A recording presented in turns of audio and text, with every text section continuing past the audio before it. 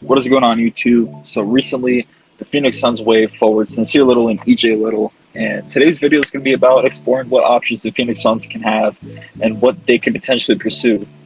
Suns have one last roster spot remaining.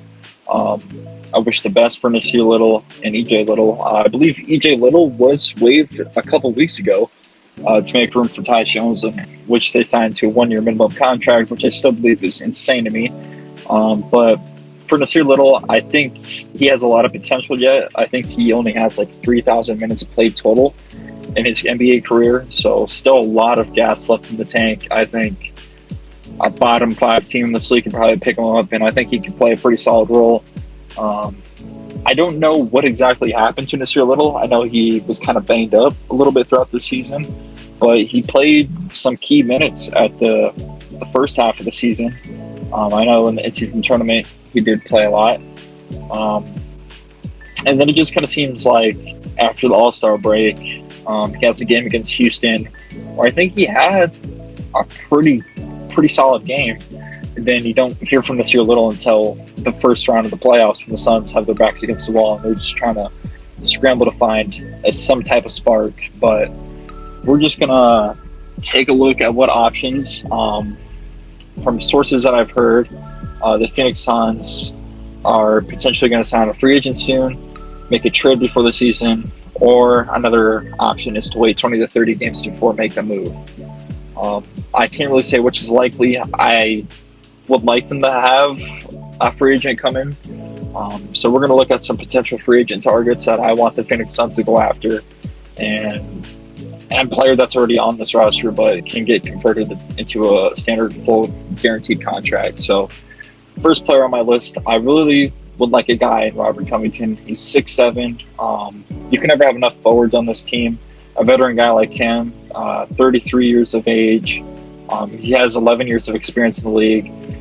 One thing I will say, though, about Robert Covington is it looks like in this past couple of seasons he's had some injuries. He only played with the 76ers this past season. He only played 29 games.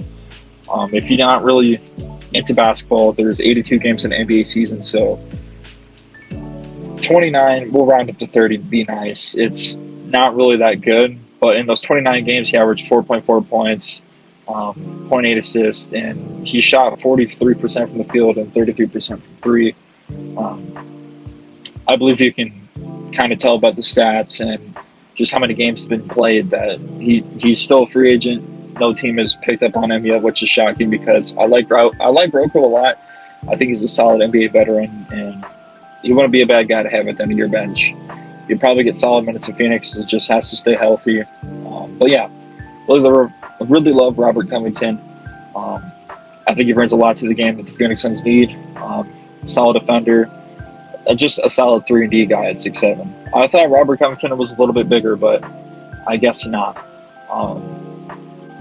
But yeah, taking a look at our second prospect that I personally want after the Phoenix Suns. I don't know if a lot of people will agree with me on this, but Lonnie Walker, another guy that I'm so shocked is still a free agent, especially for the bottom tier teams in this league.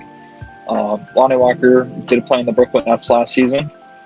He played 58 games. Once again, injuries, they're a crusher in this league, man. But in those 58 games, he averaged 9.7 points. He shot 42% from the field and 38% from three.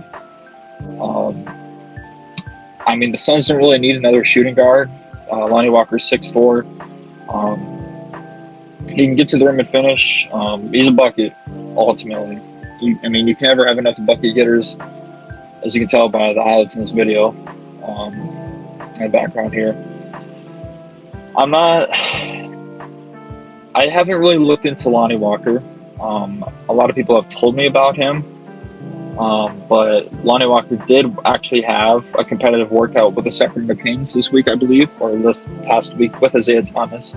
It's kind of just a tryout to see where these guys are at. I know Isaiah Thomas, if you guys don't know, was the Phoenix Sun last year. I think he was on a 10-day contract, and then they eventually converted him. I think they cut Ish Wainwright and converted Isaiah Thomas into that final roster spot. So Lonnie Walker, once again, another guy I wouldn't mind getting picked up here. And yeah, solid bucket getter. Now, an interesting option the Phoenix Suns could go for here is they could convert Jaylen Bridges, the rookie out of Baylor, to a guaranteed contract. Jaylen Bridges in the summer league this year averaged 10 points. He shot 42% from the field and 40% from three. Not terrible. I know he had a couple games, I think, where he had like, I think he had a 15-point game this year in the summer league. And he was really confident in the shot. So I wouldn't mind Jaylen Bridges, another great 3-and-D guy. I think Jaylen Bridges is going to do great things in this league. He's 23 years of age. He was undrafted. He's 6'8", and he's 225. Once again, I think Jaylen Bridges is another, it's a valid option here. He's currently on a 2-way contract. He's probably going to spend some time with the Valley Suns, the new G League affiliate of the Phoenix Suns. Same with, I bet, some other Suns rookies. I bet Oso Igudaro maybe plays with the Suns G League team. Ryan Dunn, I'm not sure about. But yeah, Jaylen Bridges, I wouldn't be mad at this. They signed him to a 2-way contract on the 2nd of July. Once again, 40% from three, not terrible at all as a rookie in the summer league.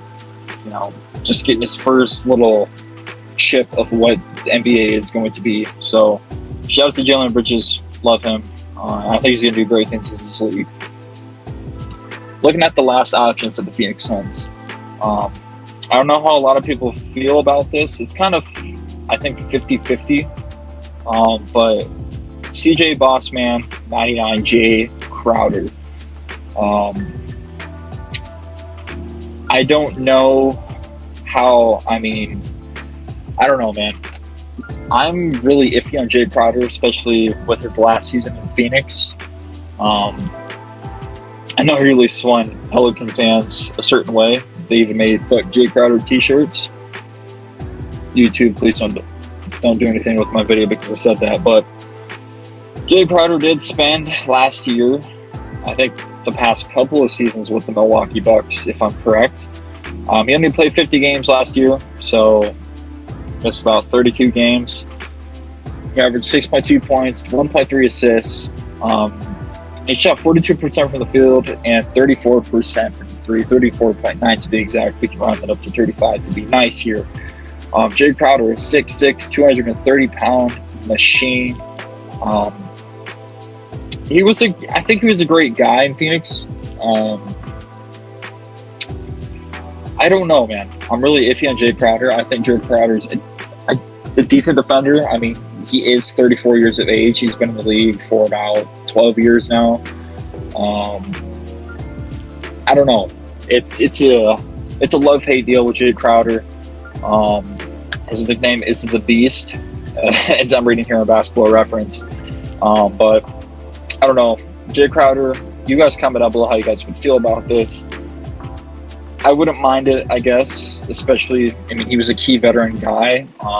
He made the pass on the emphatic alley-oop that we all will remember for the rest of our lives. And yeah, man, I think Jae Crowder was a key glue guy with those playoff teams. After 21, when the Suns made the finals, then of course 22, and I don't believe, I think 22 was his last year with the Phoenix Suns because he did hold out with contract obligations. So there is that as well. I guess I can touch on here quick before I wrap this video up. That's another thing. That's why I don't like Jae Crowder so much. He's a role player, and I just think that some of these role players, this was a crazy situation to me. He didn't play the whole first half of the 23-24 season, or not 22-23 season. He held out until the trade deadline, in which he was dealt to the Brooklyn Nets. And then I think the Nets traded him for like 5 second-round picks to the Milwaukee Bucks. So I don't know. I don't know how the Phoenix Suns staff currently feels about this. I don't know how the front office would feel about a Jae Crowder reunion.